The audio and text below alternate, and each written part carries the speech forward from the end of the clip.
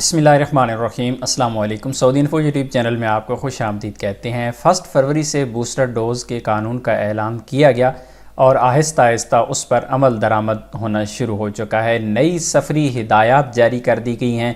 Booster dose के हवाले से सऊदी अरेबिया ने नई सफरी हिदायत जारी कर दी हैं। उस बारे में इंशाल्लाह आपको पूरी डिटेल शेयर करते हैं। नई सफरी हिदायत क्या हैं, लेकिन यहाँ पर आपसे एक छोटी सी रिक्वेस्ट है कि अगर आप सऊदी अरेबिया में मौजूद हैं और आप सफ़र का इरादा रखते हैं, अपने मुल्क जाना चाह रही हैं, तो आप बिल्कुल रिस्क मत लें।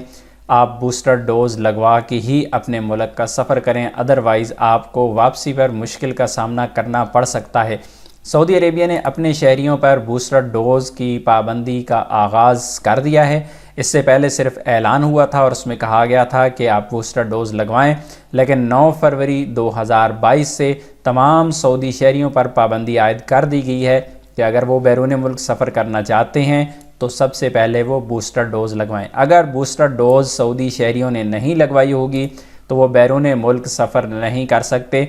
अभी तक ये पाबंदी सिर्फ सऊदी शहरियों पर लगाई गई है और उनसे कहा गया है कि उनको जो PCR है 48 घंटे से ज़्यादा पुराना नहीं होना चाहिए, लेकिन बूस्टर डोज़ लगवाने के बगैर बैरून मुल्क कोई भी सऊदी शहरी सफ़र नहीं कर सकता। तो ये आगाज़ है, सऊदी अरेबिया ने अपनी शहरियों से आगाज़ कर दिया है। बूस्टर डोज़ के बगैर कोई भी सऊदी शहरी बैरून मुल्क नहीं जा सकता।